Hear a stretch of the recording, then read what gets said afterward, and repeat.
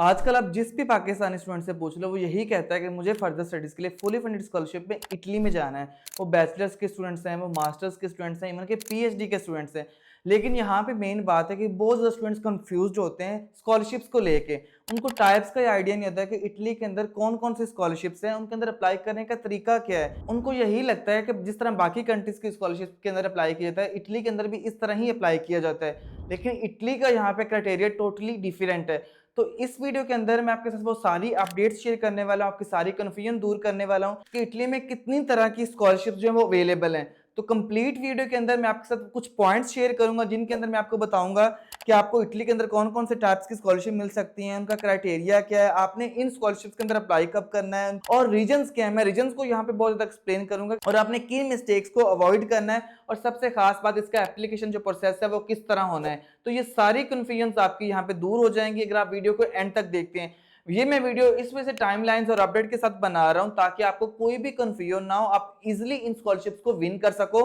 क्योंकि 2025 में बहुत सारे स्टूडेंट्स ने इन स्कॉलरशिप्स के अंदर अप्लाई तो किया था लेकिन उनको रिजेक्शंस आ गई थी क्योंकि उनको क्राइटेरिया और डेडलाइंस का नहीं पता था। ये ना हो कि 2026 में आपको भी रिजेक्शंस आ जाएं। तो ये वीडियो आपके लिए इंपॉर्टेंट होने वाली है, तो वीडियो को एंड तक आपने ही देखना है। अगर आप भी हमारे चैनल पे न्यू हो, इस तरह की स्टडी अब्रॉड के रिलेटेड वीडियोस चाहते हैं तो अभी हमारे चैनल को लाइक करें और सब्सक्राइब करें।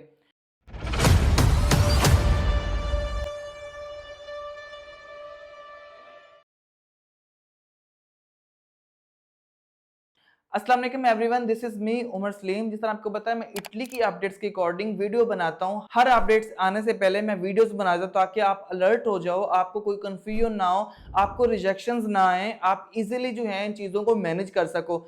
जिस तरह आपको पता है 2025 में बहुत ज़्यादा पाकिस्तानी स्टूडेंट्स ने अपना एडमिशन लेटर भी ले लिया था, अपनी अपॉइंटमेंट बुक कर ली थी, इवन कि वो इटली भी पहुंच गए थे, लेकिन उनको स्कॉलरशिप्स का पता ही नहीं था कि स्कॉलरशिप्स भी अप्लाई करनी होती हैं, उनका क्राइटेरिया क्या होता है, उनके सिनेरियोज क्या होते हैं, वो किन स्टूडेंट्स के लिए होती हैं, किन स्टूडेंट्स के लिए नहीं होती। इस वजह से वो सेल्फ पे इटली के अंदर पढ़ रहे हैं। हालांकि इटली के अंदर तो बहुत ज़्यादा ही स्कॉलरशिप्स प्रोवाइड की जाती हैं, स्पेशली पाकिस्तानी स्टूडेंट्स को। तो वीडियोज़ को हम स्टार्ट करते हैं। सबसे पहले मैं आपको बताता चलूं, इटली के अंदर 3 तरह की स्कॉलरशिप्स होती हैं जिसमें मेरिट बेस है, नीड बेस है और इटली के मिनिस्ट्री एक स्कॉलरशिप प्रोवाइड करती है जो कि मैक के नाम से है। सबसे पहले यहाँ पे हम देखते हैं कि मेरिट बेस्ड स्कॉलरशिप्स क्या होती है। देखिए, इटली की यूनिवर्सिटी के अंदर मेरिट बेस्ड स्कॉलरशिप्स लेना थोड़ा सा टफ होता है।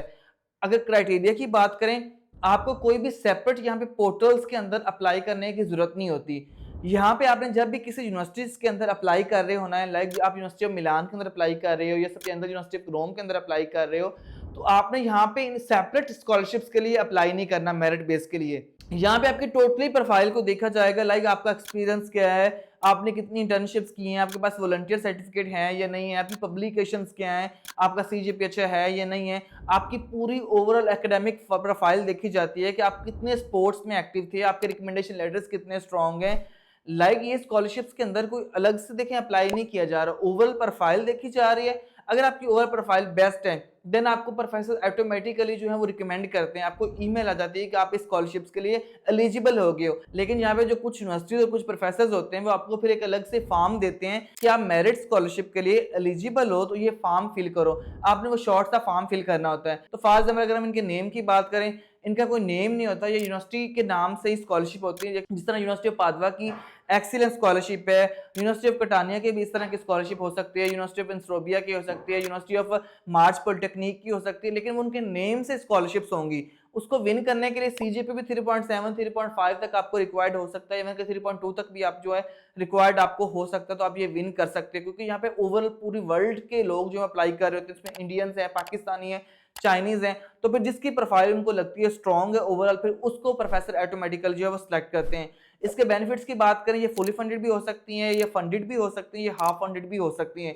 मोस्टली जो मेरिट बेस्ड स्कॉलरशिप होती है वो ट्यूशन वेवियर स्कॉलरशिप होती हैं। इसमें आपको गारंटीड डन बेस्ड जो वीजा मिलता है अगर आपके पास मेरिट बेस्ड स्कॉलरशिप होती है। तो मेरिट बेस्ड स्कॉलरशिप जिन स्टूडेंट्स के पास होती है उनके लिए अपॉइंटमेंट लेना भी बहुत ज़्यादा ही ईजी होता है क्योंकि प्रोफेसर्स उनके ईमेल करते हैं एम्बेसी को डायरेक्ट, देन उनको फिर इजीली अपॉइंटमेंट मिल जाती है। तो मेरिट बेस्ड स्कॉलरशिप के बहुत ज्यादा बेनिफिट्स हैं, जितने ज्यादा देखें इसके बेनिफिट्स हैं लेकिन इसको विन करना भी उतना ज्यादा ही टफ है। अब हम इसकी ओपनिंग की बात करें, मेरिट बेस के लिए कब आपको अप्लाई करने की जरूरत होती है। इस तरह मैंने आपको पहले बताया, जब आप यूनिवर्सिटी के अंदर अप्लाई कर रहे होगे, कोई इसका आपने अलग से फॉर्म नहीं फिल करना, आप ऑटोमेटिकली सिलेक्ट हो जाओगे जब यूनिवर्सिटी ओपन होगी। जब आप यूनिवर्सिटी ओपन हो जानी है, आपने जस्ट फॉर्म फिल करना है। अगर प्रोफेसर को आपकी प्रोफाइल अच्छी लग रही होगी, वो आपको ऑटोमेटिकली सिलेक्ट कर लेगा। कोई भी आपको परेशानी यहाँ पे होने की जरूरत नहीं है कि ये ओपन कब होने वाली है।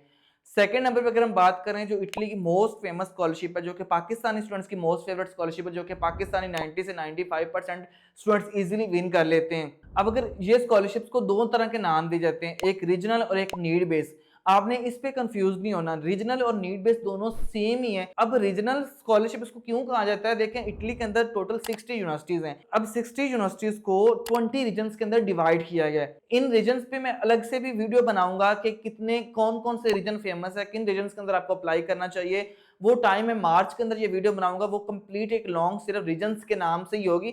बाकी मेरी प्रीवियस वीडियो आपको स्क्रीन पे नजर आ रही होगी। बाकी अपडेट्स चेंज हो सकती हैं, लेकिन रीजन्स का अगर आपने देखना है तो आप मेरी प्रीवियस वीडियो देख सकते हो जो स्क्रीन पे आपको नजर आ रही है। रीजन्स का तो आपको क्लियर हो गया। अब स्टूडेंट्स यहाँ पे मोस्टली कंफ्यूज होते हैं रीजनल और नीड बेस पे। नीड बेसिस पे इसको नाम दिया गया क्योंकि जो इटालियन गवर्नमेंट जो है उनके पास इतना ज्यादा फंड होता है, उनको लगता है जो नीडी स्टूडेंट हैं वो इजीली आके इटली के अंदर पढ़ सकें। अब उसमें जो स्टूडेंट्स इंक्लूड होते हैं वो पाकिस्तानी मोस्टली होते हैं, इंडियंस होते हैं, या अफगानिस्तान के या बांग्लादेश के या श्रीलंकन स्टूडेंट्स होते हैं, जितने भी एशियन कंट्रीज जो कि इतने ज्यादा रिच नहीं है। अब देखिए अगर हम बात करें, उनको भी आइडिया इटालियन गवर्नमेंट का भी कि पाकिस्तानी जो पेरेंट्स हैं उनकी इनकम 70 लाख पर ईयर नहीं होती, कभी भी नहीं हो सकती। अगर होती भी है समझ ले तो 2 से 3% हो सकता है कि किसी भी कोई भी एम्प्लॉय पाकिस्तान के अंदर 70 से 80 लाख जो है वो अर्न कर रहा हो, लेकिन मोस्टली जो है वो इतना अर्न नहीं कर रहे होते। आपने यहाँ पे अपने प्रूफ शो करवाने होते हैं कि आपकी जो इनकम है सालाना वो 70 से 80 लाख से कम है। अब इसके लिए क्राइटेरिया के कौन कौन से डॉक्यूमेंट्स आपको रिक्वायर्ड होते हैं। क्राइटेरिया की तुमने बात कर ली कि 70 लाख आपकी इनकम कम होनी चाहिए, आपने याद रखना है। डॉक्यूमेंट्स आपने सबसे पहले लो इनकम सर्टिफिकेट आपने लगाना है, आपने सेकंड नंबर पे नो प्रॉपर्टी सर्टिफिकेट लगाना है, उसके बाद आपका पासपोर्ट, आपकी एफआरसी, ये 4 डॉक्यूमेंट्स आपके लगेंगे।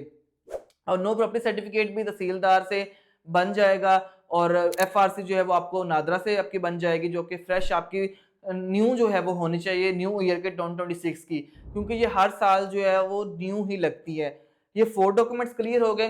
अब इनकम सर्टिफिकेट का प्रूफ, उसका लिंक आपको डिस्क्रिप्शन के अंदर मिल जाएगा और आपको स्क्रीन पे भी नजर आ रहा होगा। बाकी आप सैंपल हमारी टीम से भी ले सकते हो, व्हाट्सएप नंबर्स दिए गए हैं, उनके थ्रू आप लिख सकते हो। और आपने इसमें कोई मिस्टेक नहीं करनी कि इनकम सर्टिफिकेट को आपने कैसे रेडी करना है।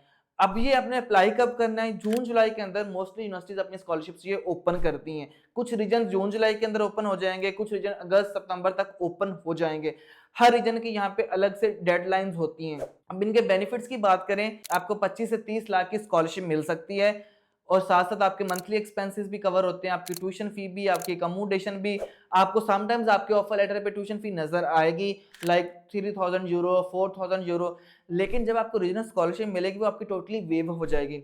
अब यहाँ पे आपको एक टैक्स देना होता है 181 यूरो का, उसको भी आप टोटली वेव ऑफ कर सकते हो इटालियन गवर्नमेंट से रिक्वेस्ट करके। जब आप इटली में पहुंच जाओगे, यहाँ से आप अप्लाई कर लोगे, आपकी लिस्टें लग जाएंगी। लिस्ट जब आपकी लग जाएगी, आप ऑटोमेटिकली ऑफिस जाके उनके काफ ऑफिस में इटली के हमें हार्ड फॉर्म में डॉक्यूमेंट्स प्रोवाइड करोगे, ये 3 से 4। जब वो आपके डॉक्यूमेंट्स देखेंगे, आप ऑटोमेटिकली एलिजिबल हो जाओगे। 1 से 2 मंथ के बाद आपकी स्कॉलरशिप जो है वो आपको इशू हो जाएगी, और आप इसमें जो है आपको स्टाइपेंड जो है वो मिलता रहेगा। मेन बात मैं यहाँ आपको बताता चलूँ, अब स्टूडेंट्स गलती क्या करते हैं 2025 में, जिन स्टूडेंट्स को ये स्कॉलरशिप नहीं मिली वो कौन से स्टूडेंट्स थे। देखिए अगर मिलान यूनिवर्सिटी में आपने अप्लाई किया और आपको ऑफर लेटर मिल गया, तो आप अप्लाई कर रहे हो एडियो सुसरिक रीजन के अंदर। अब एडियो सुसरिक मिलान रीजन के अंदर नहीं आती, मिलान यूनिवर्सिटी आती है डीएसयू रीजन के अंदर। अब आपने ये किस तरह देखना है, इसके ऊपर मैं अलग से एक वीडियो बनाऊंगा, तब आपको आइडिया होगा। आपने अपने रीजन्स फाइंड करने हैं कि आपकी यूनिवर्सिटी किस रीजन के अंदर आती है, देन फिर आप ये स्कॉलरशिप्स आपको इजीली मिल जाती है। अब ये किन किन स्टूडेंट्स को इजीली मिल सकती है, जो स्टूडेंट ऐसे हैं जो कि अपनी लो से लो इनकम शो करवाएंगे। लाइक आपने इनकम ये करनी है कि आप जितनी ज़्यादा इनकम लो शो करवाएंगे उतनी ज़्यादा आपको स्कॉलरशिप के चांसेस आपके बढ़ जाएंगे, क्योंकि ये टोटली लो इनकम है। आपको अपने टोटली पूरा शो करवाना है, और आपकी इनकम ये आपने याद रखनी 70 लाख से कम होनी चाहिए। आपने कोई भी अपनी एक्स्ट्रा प्रॉपर्टी वगैरह ये शो करवाने की जरूरत नहीं है। आपकी जर्नल जो भी प्रॉपर्टीज हों जो कि रियल में हो, आपने जस्ट ये शो करवानी है।